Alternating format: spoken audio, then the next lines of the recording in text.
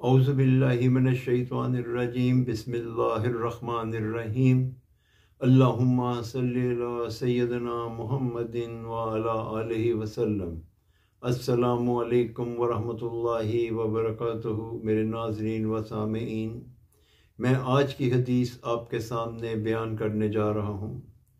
نبی پاک صلی اللہ علیہ وسلم نے ارشاد فرمایا کہ جو شخص خیر کی تعلیم دیتا ہے، ہر چیز اس کی بخشش کی دعا کرتی ہے، حتیٰ کہ سمندر کے اندر پانی میں مچھلیاں بھی۔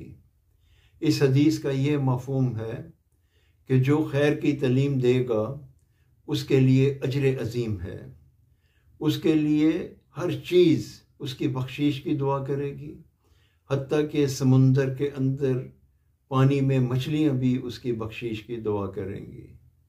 دین اسلام میں خیر کی تعلیم کا بہت بڑا مقام ہے۔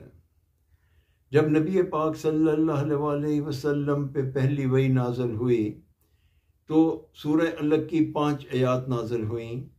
جبرائیل امین جب نبی پاک صلی اللہ علیہ وسلم کی خدمت میں حاضر ہوئے تو آپ نے آ کے جو الفاظ کہے وہ یہ تھے کہ پڑھ اللہ کے حکم سے، یعنی یہ وحی بھی خیر کی تعلیم سے ہی شروع ہوئی، علم اور تعلیم کی بات ہوئی۔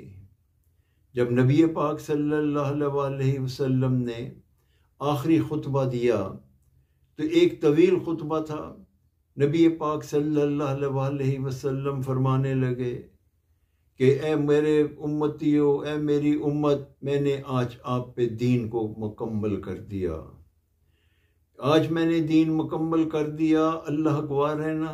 اور انہوں نے 1,00,000 کے مجمع کو کہا کہ اب یہ آپ لوگوں کا فرض ہے کہ میں نے جو خیر کی تعلیم آپ کو دی ہے اس کو جو لوگ یہاں موجود نہیں ہیں ان تک پہنچائیں، اور آنے والی نسلوں کو بھی اسی طرح ہی سلسلہ چلتا رہے، یعنی خیر کی تعلیم کا سلسلہ جاری رہنا چاہیے۔ ایک روز نبی پاک صلی اللہ علیہ وسلم مسجد نبوی میں صفا کے چبوترے پر تشریف لے کے گئے تو وہاں پہ 2 گروہ بیٹھے، ایک عبادت میں مشغول تھا، اللہ کے ذکر میں مشغول تھا، اللہ کا ذکر کر رہا تھا، اور دوسرے تعلیم و تدریس کا معاملہ کر رہے تھے۔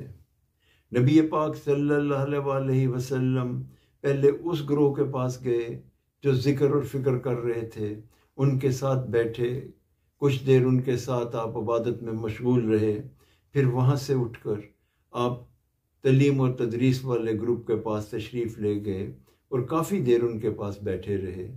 تو ایک شخص نے آپ سے پوچھا کہ یا رسول اللہ، آپ پہلے گروپ کے پاس تو چند دیر کے لیے، تھوڑی دیر کے لیے بیٹھے، اور دوسرے گروپ کے پاس کافی دیر اپنے وقت گزارا۔ تو نبی پاک صلی اللہ علیہ وسلم فرمانے لگے کہ دونوں بہترین عمل کر رہے تھے، دونوں کے اعمال بہت اچھے تھے جو وہ کر رہے تھے، مگر اللہ نے مجھے معلم بنا کے بھیجا ہے۔ اس سے ہمیں اس چیز کا اندازہ ہوتا ہے کہ خیر کی تعلیم حاصل کرنا اور اس کو آگے لوگوں کو تعلیم دینے کا کتنا اجر عظیم ہے اور کتنی اہمیت ہے کہ نبی پاک صلی اللہ علیہ وسلم نے اپنے آپ کو تعلیم دینے والوں میں شامل کیا۔ اللہ رب العزت سے میں التجا کرتا ہوں، یہ دعا کرتا ہوں کہ مولا ہمیں خیر کی تعلیم حاصل کرنے کی توفیق عطا فرما اور اس کو آگے لوگوں کو دینے کی بھی توفیق عطا فرما۔ اللہ تعالی ہمیں اس میں کامیاب کرے۔ السلام علیکم ورحمۃ اللہ وبرکاتہ۔